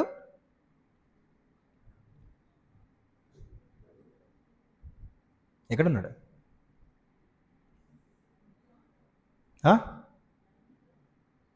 నందగ్రామ. సో అక్కడ అయోధ్య బయటలోనే ఒక గ్రామంలో ఉండి అక్కడ నుండి పరిపాలన చేశాడనమాట. యాక్చువల్లీ నేను అయోధ్యకి వెళ్ళాడు. రాముడు లేని అయోధ్య నాకు అవసరం లేదనుకున్నాడు అనమాట. నందగ్రామం నందగ్రామం. సో అయితే తను ఏంటంటే రాముడు లేని అయోధ్య నాకు వద్దనుకున్నాడు అనమాట. భరతుడే కాదు, అయోధ్యలోని ప్రతి పౌరుడు కూడా అలానే అనుకున్నాడు అనమాట. రాముడు ఎప్పుడైతే అయోధ్యని విడిచి వెళ్ళాడో ప్రతి ఒక్కరు కూడా ఆయనతో పాటు అడుగు వెళ్ళడానికి, అన్నీ విడిచిపెట్టేసి వెళ్ళడానికి సిద్ధపడ్డారనమాట. చాలా అంటే భగవంతుడు లేకుండా మన జీవితం వృధా అన్నమాట. జీవించడం వృధా. మనకి ఐశ్వర్యాలు ఎన్నైనా ఉండొచ్చు, కానీ అవన్నీ కూడా తాత్కాలికం అనమాట. ఎందుకంటే చివరిగా మరణ సమయంలో అన్నీ విడిచిపెట్టాల్సిందే కదా, అవునా కదా. కానీ భగవంతుడు మనతో ఉన్నట్లయితే, భగవంతుడితో మనం ఉన్నట్లయితే ప్రతి జన్మలోనూ మనతోనే ఉంటాడనమాట యాక్చువల్లీ భగవంతుడు. అంతేకాకుండా మనకి తన ధామాన్ని కూడా తిరిగి తీసుకువెళ్తాడు. సో అందుకనే అయోధ్యలోని ప్రజలందరూ కూడా రాముడితో వెళ్ళడానికి సిద్ధపడ్డారు. కానీ రాముడు ఏం చేశాడు? వాళ్ళని పరీక్షించాడు అనమాట. ఏం చేశాడు? వాళ్ళందరూ కూడా రాముడు ఎలా వెళ్ళిపోయాడు అడవుల్లోకి? చివరి వరకు వెళ్ళగలిగారా ప్రజలు? ఎందుకు వెళ్ళలేకపోయారు?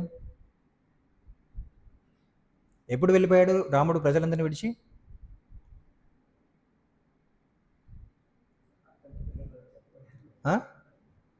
ఒక నది దగ్గర అందరూ రాత్రి నిద్రపోతారనమాట. నిద్రపోయినప్పుడు రాముడు ఏం చేశారు? ఎవరు కూడా నిద్ర లేవకముందే వెళ్ళిపోతాడనమాట. సో మనం కూడా ఏంటంటే భక్తి మార్గంలో కొంచెమైనా సరే నిద్ర అంటే ఏంటి? అలసట అన్నమాట. అలసట, నిర్లక్ష్యం చూపించినా సరే భగవంతుడు మనకు దూరం అయిపోతాడు అన్నమాట. సో అలా మనం ఆ విధంగా మనం పాట నేర్చుకోవచ్చు. కానీ నిజానికి ఆచార్యులు అలా చెప్తున్నారు. నిజానికి ఏంటంటే అయోధ్యవాసులు ఎప్పుడు కూడా రాముడిని విడిచిపెట్టడానికి సిద్ధంగా లేరనమాట. చాలా ప్రతి ఒక్కరు కూడా భరతుడు వీళ్ళ నుండి మనం నో ఎలా రాముణ్ణి మన ప్రాణంగా ఎలా స్వీకరించాలనేది మనం వాళ్ళ నుండి చూసి నేర్చుకోవచ్చు అనమాట. అయితే మరి రామాయణంలో మనం ఇంతకుముందు చెప్పినట్లు వీళ్ళందరినీ కూడా ఆదర్శవంతంగా తీసుకోవచ్చు. కానీ వీళ్ళకి వ్యతిరేకమైన పాత్రలు కూడా మనం చూస్తాం రామాయణంలో. కదా! రాముడికి వ్యతిరేకంగా రావణుడున్నాడు. కదా! పూర్తి భౌతిక చైతన్యంతో, భౌతిక భోగాలను అనుభవించే భావంతో ఉన్నాడనమాట యాక్చువల్లీ రావణుడు. భగవంతుడిని ఏమాత్రం కూడా ఏమంటారు, భగవంతుని పట్ల ఏమాత్రం విశ్వాసం ఉండదు. భగవంతుని పట్ల ఏమాత్రం కూడా ప్రేమ ఉండదు. భగవంతుని పట్ల పూర్తి ద్వేషాన్ని కలిగి ఉంటాడనమాట యాక్చువల్లీ. భగవంతునికి చెందింది కూడా నేనే భోగించాలనుకుంటాడు అనమాట. సీతను కూడా నేనే భోగించాలనుకుంటాడు. అదే ఆయన చేసిన పెద్ద తప్పు. అవునా? భగవంతునికి చెందింది ఎవరైనా సరే భోగించాలనుకుంటే వాళ్ళకి రావణుడికి పట్టిన గతే పడుతుందన్నమాట. భగవంతుడు మనకి ప్రతి ఒక్కరికి కూడా ఎవరెవరికి ఏది వాళ్ళ యొక్క విధి ప్రకారం, వాళ్ళ కర్మ ప్రకారం ఎవరెవరికి ఏది ఇవ్వాలో భగవంతుడు ఇస్తున్నాడు. అది కాకుండా మనం ఏదైనా కోరుకున్నామంటే మనకు రావణుడికి పట్టిన గతే పడుతుందన్నమాట. అలా రావణుడు ఏంటంటే భగవంతుని ఎప్పుడు కూడా ద్వేషిస్తున్నాడు అన్నమాట. యాక్చువల్లీ భగవంతుడి పట్ల ఈర్ష్యా ద్వేషాలు కలిగి ఉన్నాడు. అట్లా భగవంతుని సేవించిన వాళ్ళు ఎవరైనా సరే భగవంతుని పట్ల ఈర్ష్యని కలిగి ఉన్నట్లే అనమాట. సో అలా ఇంకా ఇంకా ఎవరు వాలి చూసినట్లయితే రావణుడు అంత కాదు.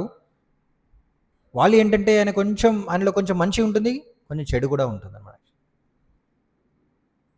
రాముడికి సహాయం చేస్తానంటాడు, కానీ పూర్తిగా అన్ని సమయాల్లో ధర్మాన్ని పాటించడానికి ఆయన సిద్ధంగా ఉండడు అన్నమాట. అన్ని సమయాల్లో ధర్మాన్ని పాటించడానికి సిద్ధంగా ఉండడు. వాలి గురించి అందరికీ తెలుసు కదా. సుగ్రీవుని యొక్క రాజ్యాన్ని, అంటే సుగ్రీవుడు తను తెలియక చేసిన తప్పుకి వాలి ఏం చేస్తాడు, సుగ్రీవుని యొక్క రాజ్యాన్ని లాక్కుంటాడు, తన భార్యను కూడా లాక్కుంటాడు అనమాట. యాక్చువల్లీ సుగ్రీవుని అక్కడి నుండి పారిపోయేలా చేస్తాడనమాట. చంపడానికి ప్రయత్నిస్తాడు, కానీ సుగ్రీవుడు తన అదృష్టం కొద్దీ దూరంగా వెళ్ళి దాక్కుంటాడు. అందుకనే రాముడు ఎప్పుడైతే వాలిని చంపడానికి సుగ్రీవునికి సహాయం చేస్తాడో వాలి అడుగుతాడనమాట, నువ్వు ఎందుకు నన్ను చంపడానికి ప్రయత్నిస్తున్నావు? నిజంగా నీకంటే సుగ్రీవుడి కంటే నేనే నీకు ఎక్కువగా సహాయం చేయగలనంటాడంట. రావణుని చంపాలంటే సుగ్రీవుడి కంటే వాలే ఎక్కువ అర్హత కలిగినవాడు. అవునా? వాలి రావణ్ణి చంపేటంత శక్తి కలిగిన వాడు అనమాట. యాక్చువల్లీ తెలుసు కదా ఎవరికైనా వాలి రావణుని ఎలా పట్టుకుంటాడో. ఒకసారి రావణుడు వాలిని చూడ్డానికి భయపడతాడనమాట. యాక్చువల్లీ ఎవరైనా సరే వాలికి ఎదురెళ్ళారంటే వాళ్ళలో సగబలం వాలికి వెళ్ళిపోతుంది. అలాంటి వరం ఉందన్నమాట వాలికి. అందుకనే రావణుడు ఏం చేస్తాడంటే వెనక నుంచి వెళ్ళడానికి ప్రయత్నిస్తాడు అన్నమాట. వెనక నుండి వాలి దగ్గరికి వెళ్ళడానికి ప్రయత్నిస్తాడు. అప్పుడు వాలి ఏం చేస్తాడంటే అసలు వెనక ఎవరు వస్తున్నారో కూడా చూడకుండా తోకతో పట్టేసుకుంటాడు. తోకతో పట్టుకొని తను సంధ్యావందనం చేసే సమయంలో రావణుడు వస్తాడనమాట. యాక్చువల్లీ తోకతో పట్టుకొని అక్కడ పెట్టేస్తాడనమాట. అక్కడ నేలకు అదిప పట్టుకొని తను సంధ్యావందనం చేసేసుకుంటాడు. అయిపోయిన తర్వాత మరి సంధ్యావందనం ఎక్కడ చేస్తాడు వాలి? మనకు చార్ధామ్ ఉన్నాయి కదా, 4 ధామాలు ఉన్నాయి కదా భారతదేశానికి నలువైపులా. అందులో 3 ధామాల్లో రోజు సంధ్యావందనం చేస్తాడంట. అలా తోకతో రావణ్ణి పట్టుకొని 3 ధామాలకి వెళ్ళేసి సంధ్యావందనం చేసేసాడంట, ఎగురుకుంటూ వెళ్ళేసి. అంతసేపు చేస్తున్నంతసేపు అసలు తోకలో ఎవరున్నాడు కూడా చూసుకోలేదనమాట. యాక్చువల్లీ ఆయనకు అవసరం కూడా రాలేదు. అంటే రావణుడు అంత శక్తివంతుడు. ఎంతోమంది దేవతలను ఓడించాడు, ఎంతోమంది రాజుల్ని ఓడించాడు, అంతే కదా. వాళ్ళందరినీ ఓడించి దేవతల నుండి అప్సరసుల్ని, ఎంతోమంది రాజుల యొక్క రాణులందరినీ కూడా తీసుకొచ్చి తన అంతఃపురంలో బంధించాడనమాట. వాళ్ళందరినీ కూడా లొంగ తీసుకున్నాడు. అంతటి శక్తివంతుడు వాళ్ళు ఏం చేశాడు, తోకతో పట్టేసుకున్నాడు అనమాట. ఎంత శక్తివంతుడు మరి వాలి కదా. మరి రాముడు ఏంటి, రాముడికి ఉన్న ఒకే లక్ష్యం ఏంటి, సీతను వెనక్కి తీసుకురావాలి. నిజంగా సీతను వెనక్కి తీసుకురావాలనుకుంటే తనకు పూర్తి సహాయం చేయగలిగేవాడు వాలివే. మరి అలాంటి వాలి సహాయం పొందకుండా సుగ్రీవుడికి ఎందుకు సహాయం చేశాడు రాముడు?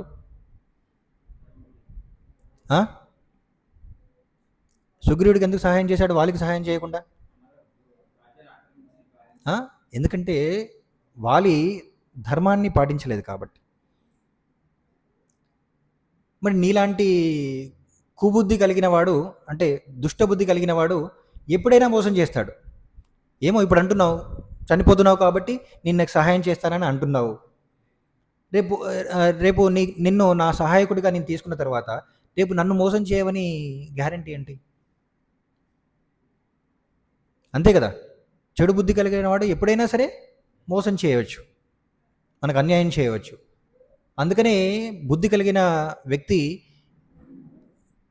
అంటే బుద్ధి కుశలత కలిగిన వాడు ఎవరైనా సరే చెడు గుణం ఉన్న వాళ్ళని ఎప్పుడు కూడా స్నేహితులుగా కానీ ఎవరిని చెడు గుణం కలిగిన వాళ్ళని దగ్గర తీసుకోకూడదంట. కానీ మనం ఏం చేస్తుంటాం, మన కార్యం నెరవేర్చుకోవడానికి చెడ్డ వాళ్ళతో కూడా స్నేహం చేస్తుంటాం, కానీ దానివల్ల మనమే నష్టపోతాం. అవునా కదా. అందుకని చెడ్డ వాళ్ళని ఎప్పుడు కూడా దూరంగా ఉంచాలి. మన పని అవ్వకపోయినా సరే చెడ్డవాడికి ఎప్పుడు కూడా దూరంగానే ఉండాలన్నమాట యాక్చువల్లీ. అందుకని ఇక్కడ ధర్మాన్ని పాటించలేదు కాబట్టి, యూనో వాలి ధర్మాన్ని పాటించలేదు కాబట్టి ఆయన కర్మ అనుభవించక తప్పదు. నువ్వు నాకు అవసరం లేదనుకున్నాడు అనమాట రాముడు. కానీ సుగ్రీవుడు మంచివాడు కాబట్టి ఆయన ఇప్పుడు చేయవలసిన కార్యం చేస్తాడు, ఆయన చేయగలిగిన పని చేస్తాడు, సరిపోతుంది. ఆయన ఏ పని అయితే చేయగలడో దాన్ని సరి అయిన భావంతో మోసం చేయకుండా పూర్తిగా తను శ్రమిస్తాడు అనే విశ్వాసం, నమ్మకం ఉంది కాబట్టి సుగ్రీవుని రక్షించాడు రాముడు. కానీ వాళ్ళని రక్షించలేదన్నమాట యాక్చువల్లీ. వాళ్ళని చంపాలనుకున్నాడు, అంటే వాళ్ళు చనిపోవాలనుకున్నాడు అనమాట. సో అలా వాలి ఏంటంటే ఎప్పుడు ధర్మబద్ధంగా ఉండేవాడు కాదు.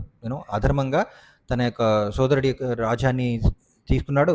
అంటే సరిగా అర్థం చేసుకోలేదనమాట. క్షణికావేశంతో తప్పుడు నిర్ణయం తీసుకున్నాడు అనమాట యాక్చువల్లీ. క్షణికావేశంతో తప్పుడు నిర్ణయం తీసుకున్నాడు. అలా మనం రామాయణంలో చూసినట్లయితే కైకేయి మంచిదా చెడ్డదా? మరి రాముడు అరణ్యాలకు వెళ్ళడానికి కారణం కైకేయే కదా. కైకేయేనా?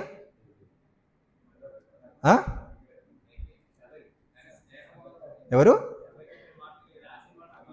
కైకేయి. అంటే రాముడు అరణ్యానికి వెళ్ళడానికి కారణం ఎవరు?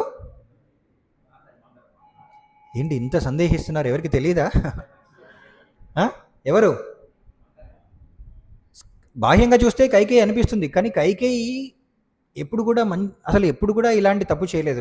మనం రామాయణం చూసినట్లయితే ఎప్పుడు కూడా తప్పు చేయలేదు. కానీ దుష్ట సాంగత్యం వలన క్షణికావేశంలో తప్పుడు నిర్ణయం తీసుకుందన్నమాట. ఆ ఒక్క తప్పే చేసింది పాపం, ఒక్క తప్పే చేసింది. అది కూడా దేనివల్ల? చెడు సాంగత్యం వలన. చెడ్డ వాళ్ళు చెప్పిన మాటలు విశ్వసించడం వలన తను, అది కూడా ఏంటంటే స్వార్థం, తన స్వార్థం.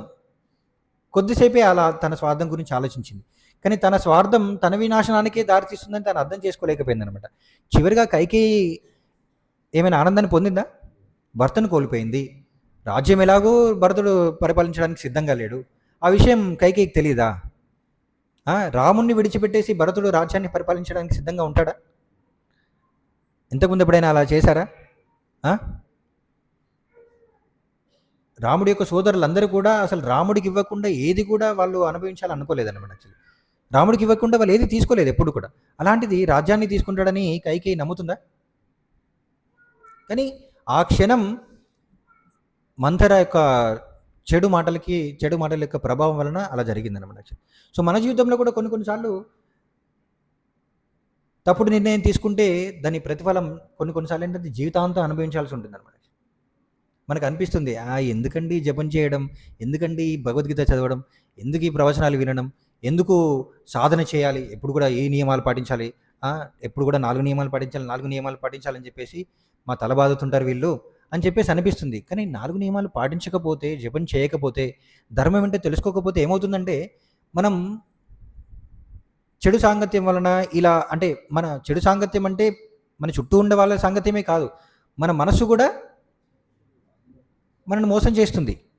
మనసు యొక్క సాంగత్యం కూడా మనల్ని మోసం చేస్తుంది అనమాట. మనసు కూడా మంచిది కాకపోతే దాని సాంగత్యం మనం తీసుకుంటాం కదా. మనసు యొక్క సాంగత్యం తీసుకోకుండా ఉండగలమా మనం? కాబట్టి ఏం చేయాలి? మనసుని ఎప్పుడు కూడా మంచి వ్యక్తిలా మార్చడానికి ప్రయత్నించాలన్నమాట. అది ఎలా సాధ్యమవుతుంది? జపం చేయడం ద్వారా, నియమాలు పాటించడం ద్వారా మనసును ఎప్పుడు కూడా మంచి వ్యక్తిగా మనం మార్చడానికి అవకాశం ఉంటుందన్నమాట. అలా కాకుండా మనం చేయలేదనుకోండి, అప్పుడు ఏమవుతుంది? మనసు చెడ్డదవుతుంది. మనసు ఏం చేస్తుంది? మనం చెడు నిర్ణయం తీసుకునేలాగా ప్రేరేపిస్తుంది అన్నమాట. ఒక చెడు నిర్ణయం తీసుకున్నామంటే దాని యొక్క పర్యవసనం మనం అనుభవించక తప్పదు. కొన్నిసార్లు ఆ పర్యవసనాలు ఎలా ఉంటాయి? జీవితాంతం అనుభవించాల్సి ఉంటుందన్నమాట. అలా కైకేయి ఏంటంటే జీవితాంతం బాధపడాల్సి వచ్చింది. అందరూ తిడుతున్నారు. ఒకసారి ఆలోచించండి.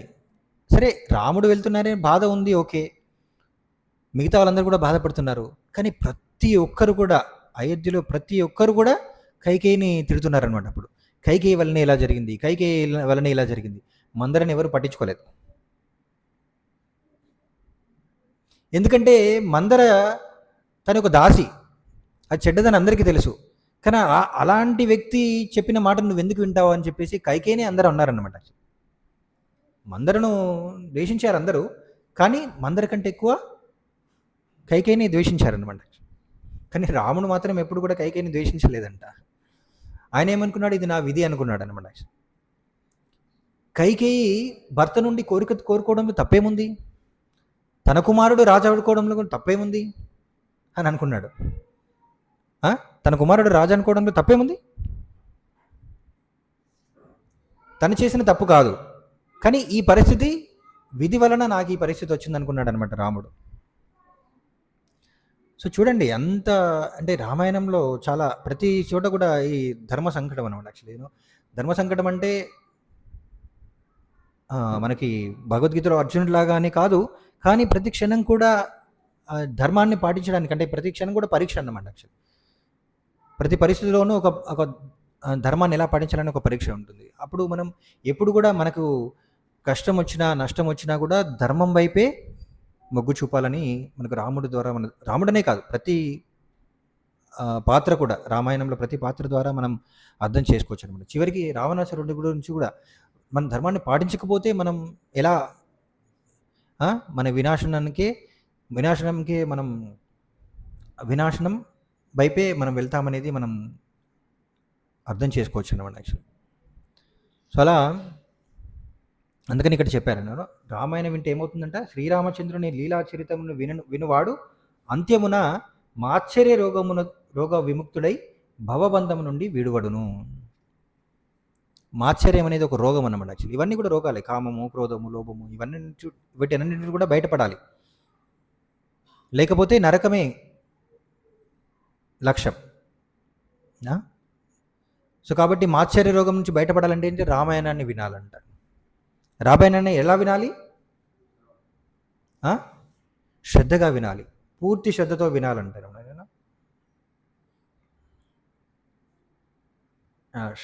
ఇక్కడే అదే రాశారు, శ్లోకంలో రాశారు చూడండి, శ్రవణైర్ ఉపధారయన్ వినాలంటే శ్రద్ధగా వినాలన్నమాట. యాక్చువల్లీ పూర్తి శ్రద్ధతో మనకి ఏం చెప్పాలనుకుంటున్నాడు రాముడు దాని నుండి నేనేం నేర్చుకోవాలి, అది నేర్చుకొని పాటించాలన్నమాట యాక్చువల్లీ. కానీ దురదృష్టం ఏంటంటే అందరూ కూడా రామాయణం వింటున్నారు, కానీ ఏంటంటే అమ్మో రాముడిలాగా ఉంటే మనం కూడా అడవులకు వెళ్ళాల్సి వస్తుంది, మనం కూడా దుఃఖాన్ని అనుభవించాల్సి వస్తుంది. ఎందుకు? తండ్రి చెప్పింది రాముడు ఒక్క మాట వినకపోతే అయిపోయేది. ఎవరు ఆపేవాళ్ళు? అక్కడున్న మంత్రులు ఆపేవాళ్ళ? రాముడు నేనే రాజు అవుతా అంటే ఎవరైనా అడ్డగించుకునే వాళ్ళ? లేదు. ప్రజలు ఎవరు కూడా ఆపేవాళ్ళు కాదు. ఎవరు కూడా, భరతుడు కూడా ఆపేవాడు కాదు. అవునా కదా? అవకాశం తనకే ఎక్కువగా ఉంది, రాముడికి ఎక్కువగా ఉంది. కానీ రాముడు అలా అనుకోలేదనమాట. నాకు అవకాశం ఉంది కాబట్టి నేను కష్టం నుండి తప్పించుకుంటానని అనుకోలేదనమాట. కానీ సాధారణంగా ఈ రోజుల్లో ఏంటంటే అవకాశం ఉంటే ప్రతి ఒక్కరు కూడా ఏదో ఒక విధంగా ఎవరు చూస్తున్నారులే, ఏమవుతుందిలే అని కష్టం నుండి తప్పించుకొని మనమే లాభాన్ని పొందాలని అనుకుంటారనమాట. కానీ చివరికి ఈ జన్మలో మనం తాత్కాలికమైన ఆనందాన్ని పొందొచ్చు, తాత్కాలికంగా కైకేయి తన మాట నెగ్గించుకున్నట్లు అనిపించవచ్చు, కానీ తర్వాత దుఃఖాన్ని అనుభవించక తప్పదన్నమాట యాక్చువల్లీ. సో అలా ఆ,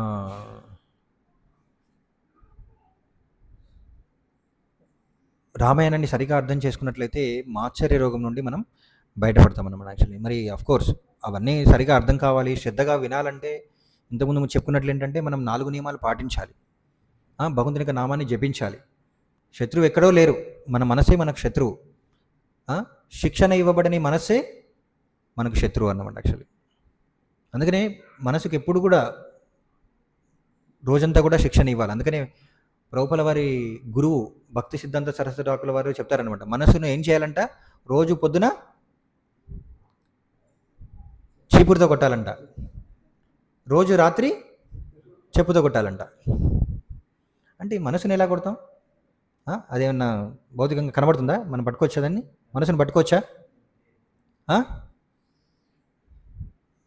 దాని అర్థం ఏంటి మరి? ఎందుకన్నారు అలా? భక్తి సిద్ధాంత సరస్వతి ఠాకూర్ వారు ఏమన్నారు? రోజు ఉదయం చీపురుతో కొట్టాలంట మనసుని, రాత్రి చెప్పుతో కొట్టాలంట. అంటే నిజంగా భౌతిక చైతన్యంతో ఉన్న మనసు ఏంటంటే మన శత్రువే అన్నమాట. శత్రువుని ఎప్పుడు కూడా మనం దూరంగా ఉంచాలి, శత్రువుని ఎప్పుడు కూడా మనం దండించాలన్నమాట. చెడ్డ వాళ్ళని ఎప్పుడు కూడా వాళ్ళకి శిక్షణ ఇవ్వాలన్నమాట. మనసుకి ఎప్పుడు కూడా ఉదయం సాయంత్రం దానికి శిక్షణ ఇవ్వకపోతే అది చెడు మార్గంలోనే వెళ్తుంది అనమాట. అందుకనే ప్రభుపాల వారు ఏం చేశారంటే ఉదయం కార్యక్రమం ఇచ్చారు, మంగళహారతి. రోజు ఉదయం భగవంతునికి హారతి చేయాలి, తర్వాత జపం చేయాలి, తర్వాత భాగవతం వినాలి, సాయంత్రం పడుకునే ముందు భగవద్గీత చదవాలి, భగవంతునికి లీలలు వినాలి. ఇదన్నమాట ఉదయం రాత్రి కార్యక్రమాలు. అప్పుడు మనస్సు నియంత్రించబడుతుంది. లేకపోతే అది కూడా మంత్రలాగా, రావణాసుడిలాగా తయారవుతుంది అనమాట. అప్పుడు మన వినాశనానికి కారణమవుతుంది అనమాట యాక్చువల్లీ. సో అందుకని మనసుకు ఎప్పుడు కూడా శిక్షణ ఇవ్వాలంటే రాముడి కథ వింటూనే ఉండాలన్నమాట, రామలీలను వింటూనే ఉండాలి. రామలీల పట్ల శ్రద్ధ రావాలంటే ఈ నియమాలు పాటించాలన్నమాట. ఇవన్నీ ఊరికనే చెప్పట్లేదు, ఏదో చెప్తున్నారు మళ్ళీ మళ్ళీ చెప్తున్నారని కాదు. సో ఇక్కడ ఉన్న వాళ్ళలో ఎంతమంది ఈ 4 నియమాలు పాటిస్తున్నారు? ఏంటి, 3-4 ఉన్నారా? అంతేనా? 4 నియమాలు పాటించే వాళ్ళు ఎంతమంది? సరిపోని పాటించని వాళ్ళు ఎంతమంది? అది కూడా అందరూ చేయలేపట్లేదు. ఓకే, మొహమాట పడకండి. ఏదంటే మంచి మనకి భాగవతంలో ప్రహ్లాదుడు చెప్తాడన్నమాట. యాక్చువల్లీ ఒక వ్యక్తి ఎన్నో పాపాలైనా చేసి ఉండొచ్చు, కానీ చనిపోయే ముందు చేసిన పాపానికి ప్రాయశ్చిత్తం చేసుకోకపోతే నరకానికి వెళ్ళక తప్పదు. 5వ స్కందంలో రకరకాల 24 రకాల 26 రకాల నరకలోకాల గురించి వివరించబడింది అనమాట యాక్చువల్లీ. సో వివరించిన తర్వాత పరీక్షిత్ మహారాజు అడుగుతాడనమాట, అమ్మో ఈ నరకాల నుంచి జీవుడు ఎలా రక్షించబడతాడు అని చెప్పేసి. అఫ్కోర్స్ ప్రహ్లాదుడు అక్కడ అడుగుతాడు. ప్రహ్లాదు చెప్తాడనమాట, ఇక్కడి నుంచి మనం ఆ నరకలోకాలకి వెళ్ళకుండా ఉండాలంటే ఏం చేయాలి? ప్రాయశ్చిత్తం చేసుకోవాలంట. చేసిన పాపానికి ప్రాయశ్చిత్తం చేసుకోవాలి, లేకపోతే నరకానికి వెళ్ళక తప్పదు. కానీ ప్రాయశ్చిత్తం ఏంటి? అన్ని పాపాల నుండి బయటపడాలంటే ఏంటంటే ప్రాయశ్చిత్తం, పశ్చాత్తాపం. ఏంటంటే అక్కడ ప్రహ్లాదుడు చెప్తున్నాడు అనమాట, ఒక్కసారైనా సరే భగవంతునికి నేను తెలిసో తెలియకుండా ఎన్నో పాపాలు చేశాను, ఇప్పుడు నాకు నీ దగ్గర నీ పాదాల చెంత నాకు ఆశ్రయం ఇవ్వు, నేను మళ్ళీ పాపాలు చేయను అని భగవంతుని ఒక్కసారైనా సరే మనసులో చాలా దృఢంగా ప్రార్థించాలంట. ఒక్కసారైనా సరే దృఢంగా ప్రార్థించాలంట. ఒకసారి అనుకుంటే ఇంకా భగవంతుడు మనకు ఆశ్రయం ఇస్తాడంట. సో అదే ఆ ఆశ్రయాన్ని పొందే విధానమే హరినామ జపం అన్నమాట. యాక్చువల్లీ హరినామ జపం చేయడం అంటే దాని అర్థం ఏంటంటే భగవంతుడు ఆశ్రయం పొందడం. తెలిసో తెలియక ఎన్నో పాపాలు చేశాను, కానీ ఇప్పటి నుంచి నేను మారడానికి ప్రయత్నిస్తానని. కానీ అలా కాకుండా చూద్దాంలే తర్వాత అనుకుంటే ఇంకా ఎప్పుడు కూడా మరణించే వరకు మనం ప్రవృత్తి మారకపోతే ఖచ్చితంగా నరకానికి వెళ్ళక తప్పదనమాట. ఇదంతా మిమ్మల్ని మనం అంటే అలా అనుకుంటే మనందరం నరకం వెళ్ళక తప్పదు, మనం శపిస్తున్నట్లు కాదు, కానీ మనకు ఒక మార్గం చూపిస్తున్నారు. ప్రహ్లాద మహారాజు ఏంటంటే మనకు ఒక మార్గాన్ని చూపిస్తున్నాడు అనమాట. చాలా సులభమైన మార్గాన్ని చూపిస్తున్నాడు. ఏంటంటే భగవంతునికి నామాన్ని జపం చేయడం ద్వారా భగవంతునికి ప్రార్థించడం అన్నమాట. యాక్చువల్లీ నేను తెలిసి తెలియక ఎన్నో పాపాలు చేశాను. సో అందుకని కనీసం ఏంటంటే కనీసం మాంసాన్ని తినడమైనా సరే విడిచిపెట్టాలన్నమాట. యాక్చువల్లీ అక్కడ మొదలవుతుంది మన యొక్క పవిత్రత. ఇక్కడ మాంసం తినకుండా ఉండే వాళ్ళు ఎంతమంది? సో చాలామంది ఉన్నారు. సో మీకు అందరికి కూడా సేవ చేసే అవకాశం ఉంది సో అందుకనే మాంసం తినే వాళ్ళకి మాత్రమే భగవంతుని యొక్క లీలలు అర్థమవుతాయంట. అది ఊరికనే చెప్పింది కాదు. మాంసం తినే వాళ్ళు ఏంటంటే వాళ్ళకి దయాగుణం ఉండదు. పూర్తి రామాయణం అంతా కూడా ఎక్కడ మొదలైంది తెలుసా? ఎక్కడ మొదలైంది? వాల్మీకి క్రౌంచ పక్షులు ఒక వేటగాడి చేత తను మన బాణం విడవబడి క్రౌంచ పక్షికి తగులుతుందన్నమాట. యాక్చువల్లీ ఒక పక్షి చనిపోతుంది, ఇంకొక పక్షి బాధతో దాని చుట్టూ తిరుగుతుందన్నమాట. యాక్చువల్లీ ఆ బాధను చూసి వాల్మీకి హృదయంలో రామాయణం ప్రకటమవుతుందంట. ఆ కరుణ హృదయంతో రామాయణం అంతా కూడా ఆయనకు సాక్షాత్కారం అవుతుందంట. రామాయణం మొత్తం కూడా భగవంతుని యొక్క కరుణ ద్వారానే, అంటే రామాయణ లీలలు ఏంటంటే భగవంతుని యొక్క కరుణ, జీవుల పట్ల భగవంతుని యొక్క కరుణ. కరుణ లేకుండా భగవంతుని యొక్క లీలను అర్థం చేసుకోవడం సాధ్యం కాదు. భగవంతుడు ఏంటంటే తన కరుణను చూపిస్తున్నాడు జీవుల పట్ల. అని మనకు కరుణ లేకపోతే భగవంతుని కరుణను ఎలా అర్థం చేసుకుంటాం? మనలో కరుణ లేకపోతే భగవంతుడి మన పట్ల చూసే కరుణని ఎలా అర్థం చేసుకుంటాం? అందుకనే ఎవరు కూడా భగవంతుని లీలలు వినడానికి ఎందుకు సిద్ధపడరు అంటే అందరూ కూడా మాంసం తింటున్నారు కాబట్టి. మాంసం తినే వాళ్ళకి భగవంతుని లీలలు వినాలనే కోరిక రాదన్నమాట. యాక్చువల్లీ కోరిక రాకపోతే ఇంతకుముందు మనిషి లోకంలో చదువుకున్నట్టు మత్సరత పోదు. మత్సరత పోకపోతే మనం ఇక్కడే ఉంటాం, భగవద్ధామానికి వెళ్ళడం, భౌతిక ప్రపంచంలోనే మళ్ళీ జనన మరణ చక్రాల్లో చిక్కుకుపోయి ఉంటాం మనం. సో అందుకనే నియమాలు పాటించాలి. అందుకనే ఈ మధ్యలో మీకు వాట్సాప్ గ్రూప్లో ఒక పోల్ పంపించాం కదా, ఎవరెవరు ఎన్ని మాలలు జపం చేస్తున్నారని. సో వాళ్ళందరూ కూడా త్వరలో ఎవరైతే నియమాలు పాటిస్తున్నారో వాళ్ళకి ప్రత్యేకమైన ప్రవచనాలు, తరగతులు ఉంటాయన్నమాట. యాక్చువల్లీ ఎందుకంటే అలాంటి వాళ్ళకే ఉన్నతమైన విషయాలు అర్థమవుతాయి. భగవంతుని అర్థం చేసుకోవడం అంటే వాళ్ళకి అంచెలంచెలుగా ఎన్నో స్థాయిల్లో భగవంతుని అర్థం చేసుకోవచ్చు అనమాట. సో అలా ఈ హర్షడ్ వర్గాల నుంచి బయటపడాలంటే మనం ముందుగా భగవంతునికి శరణాగతి పొందాలి. భగవంతుని ఈ కామ, క్రోధ, లోభ, మోహ, మద, ఆచార్యాల నుండి బయటపడాలన్నమాట. అందుకనే భగవంతుని లీలలు వినాలి. హరే రామ హరే కృష్ణ. సో జపించండి, ప్రతిరోజు కూడా జపం చేయండి. 4 నియమాలు పాటించడానికి ప్రయత్నించండి. మొట్టమొదటిగా మాంసం తినని విడిచిపెట్టండి, మిగతా అన్నీ కూడా నియమాలు పాటించాలనే శక్తి మీకు వస్తుందన్నమాట. మరి మాంసం తినని వాళ్ళు ఎవరైనా సరే వాళ్ళకి ఇక్కడ సేవ చేయడానికి అవకాశం ఉంది. భగవంతుని సేవ చేయడం కూడా మన ఇంద్రియాలను పవిత్రం చేస్తుందన్నమాట. సో తర్వాత ఇక్కడ ప్రసాదాన్ని వడ్డించడానికి, భగవంతుని యొక్క వండిన పాత్రలు శుభ్రం చేయడానికి, మందిరాన్ని శుభ్రం చేయడానికి అవకాశం ఉంది. ఎవరికి? మాంసం తినకుండా ఉన్న వాళ్ళకి. ఆ సేవ చేయడానికి ఎవరైతే ఇంతకుముందు మాంసం తినలేరో వాళ్ళందరూ కూడా మీకు తోచిన విధంగా ఎంతో కొంత ఒక పాత్రనైనా శుభ్రం చేయండి, కొంచెమైనా సరే మందిరాన్ని శుభ్రం చేయండి, ఒకసారైనా సరే వడ్డన చేయడానికి, ప్రసాదాన్ని వడ్డించడానికి ప్రయత్నించండి. మీకు కొన్ని రోజులు చేసి చూడండి, ఆ పవిత్రత మీకే అర్థమవుతుంది అన్నమాట. యాక్చువల్లీ భగవంతునికి సేవ ఎలా చేయాలంటే భగవంతునికి భక్తులకు సేవ చేయడం ద్వారా భగవంతునికి సేవ చేయొచ్చు. భగవంతుని మందిరం శుభ్రపరచడం ద్వారా భగవంతునికి సేవ చేయొచ్చు అన్నమాట. సో ఆ విధంగా అందరూ కూడా భగవంతుని సేవలో పాల్గొనవచ్చు. హరే కృష్ణ. శ్రీ రామచంద్ర భగవానికి జై. శ్రీ సీతారామ లక్ష్మణ హనుమానికి జై. శిల ప్రభుపాదికి జై.